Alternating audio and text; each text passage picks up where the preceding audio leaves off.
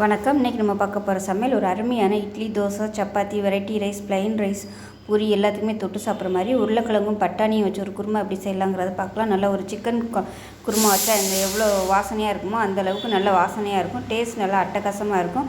ஒரு தடவை இது மாதிரி ட்ரை பண்ணி பாருங்கள். அந்த குருமா நல்ல கமகமான வாசனையாக சூப்பராக இருக்கும். ஸோ வாங்க இந்த குருமா எப்படி செய்யலாங்கிறத பார்க்கலாம். இந்த குருமாவுக்கு ஒரு பேஸ்ட் ரெடி பண்ணிக்கலாம். 1/4 கப் அளவுக்கு துருவன தேங்காய், 4 பச்சை மிளகாய், 1 டீஸ்பூன் கசகசா, ஒரு 10 முந்திரி பருப்பு, 2 துண்டு பட்டை, 2 கிராம்பு, கொஞ்சமாக கல்பாசி, இவ்வளோக்கு மட்டும் எடுத்துக்கோங்க. ஒரு ஏலக்காய், அதே மாதிரி பார்த்திங்கன்னா 1 டீஸ்பூன் சோம்பு, அதை விட கம்மியாக ஒரு 1/2 டீஸ்பூன் போல் சீரகம், அதுக்கும் கம்மியாக மிளகு, ரொம்ப சேர்க்க வேணாம். அதனால் இந்த அளவுக்கு சேர்த்திங்கன்னா போதும். இது எல்லாத்தையுமே நல்லா நைஸாக அரைச்சிக்கலாம். இப்போ ஒரு பேன் எடுத்துக்கலாம். இதில் தேவையான அளவுக்கு எண்ணெய் சேர்த்துக்கலாம். இது கூடவே கொஞ்சமாக நெய் சேர்த்துக்கலாம். நெய் சேர்த்திங்கன்னா ஃப்ளேவர் நல்லாயிருக்கும், டேஸ்ட்டு நல்லாயிருக்கும். விருப்பப்பட்டா சேர்த்துக்கலாம். இப்போ எண்ணெய் நல்லா சூடானதும் அதில் ஒரு கைப்பிடி அளவுக்கு பெரிய வெங்காயம் நீளமான சேர்த்துக்கலாம்.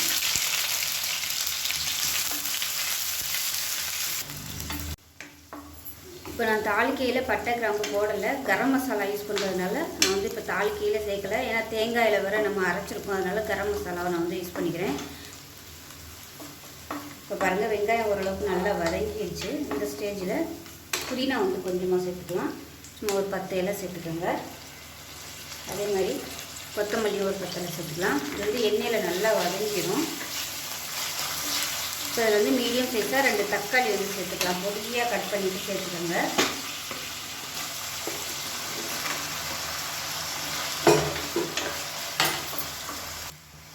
தக்காளி வதங்குறதுக்கு உப்பு சேர்த்துக்கலாம். அதே மாதிரி மஞ்சத்தூள் சேர்த்துக்கலாம். இப்போ தக்காளி நல்லா மசிஞ்சு வந்துருச்சு. இதில் 1 டீஸ்பூன் போல் இஞ்சி பூண்டு பேஸ்ட் சேர்த்துக்கலாம். இப்போ இதுவும் பச்சை வாசனை போக வதக்கிக்கலாம். இப்போ இஞ்சி பூண்டு பேஸ்ட்டு நல்லா வதங்கிடுச்சு. இதில் ஒரு டேபிள் ஸ்பூன் அளவுக்கு தனியாத்தூள் சேர்த்துக்கலாம். அதே மாதிரி 1.5 டேபிள் ஸ்பூன் மிளகாத்தூள் சேர்த்துக்கலாம். காரத்துக்கு தகுந்த மாதிரி சேர்த்துக்கோங்க. காரம் அதிகமான மிளகாத்தூளாக இருந்தால் நீங்கள் கம்மியாகவே சேர்த்துக்கோங்க. இதே எண்ணெயில் சேர்த்து நல்லா வதக்கிக்கலாம். இந்த ஸ்டேஜில் ஒரு 1/4 டீஸ்பூன் போல் கரம் மசாலா சேர்த்துக்கலாம். கரம் மசாலாவுக்கு பதிலாக நீங்கள் பட்டை கிராம்பு தாளிக்கையில் சேர்த்துட்டிங்கன்னா இந்த கரம் மசாலா சேர்க்க தேவையில்லை. ஏதாவது ஒன்று சேர்த்திங்கன்னா போதும். ரொம்ப ஃப்ளேவர் இப்போ ரொம்ப அதிகமாக இருக்கும், திகட்டுற மாதிரி இருக்கும். பாருங்கள், நல்லா வதக்கியாச்சு. பொடியை சேர்த்து நம்ம அரைச்சி வச்சுருக்க தேங்காய் பேஸ்ட்டையும் சேர்த்துடலாம்.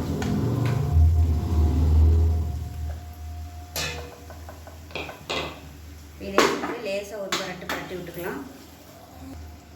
இப்போ மிக்சியில் இருந்த தண்ணி கொஞ்சமாக சேர்த்துக்கலாம்.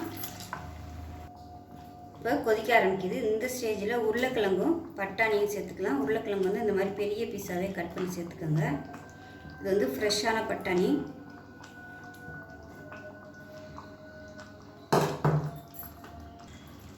இதை நல்லா கலந்து விட்டுட்டு இன்னும் கொஞ்சம் தண்ணி சேர்த்துக்கலாம். தேவையான அளவுக்கு தண்ணி சேர்த்துக்கலாம்.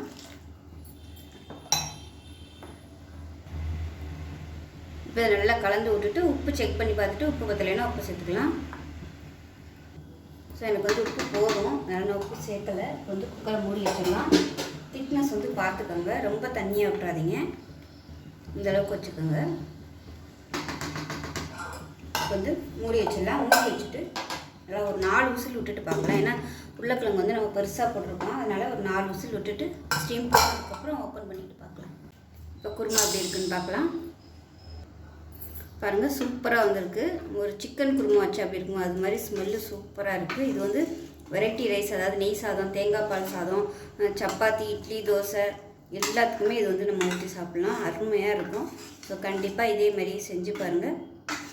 உருளைக்கிழங்கு இந்த மாதிரி பெருசாக போட்டதுனால டேஸ்ட்டு நல்லாயிருக்கும்.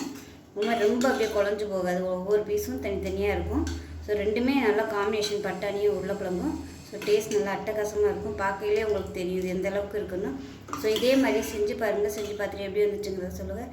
வீடியோ பிடிச்சிச்சின்னா லைக் பண்ணுங்கள், கமெண்ட் பண்ணுங்கள், சேனலை சப்ஸ்கிரைப் பண்ணுங்கள், பக்கத்தில் உள்ள பெல் பட்டனை ப்ரெஸ் பண்ணுங்கள். நன்றி.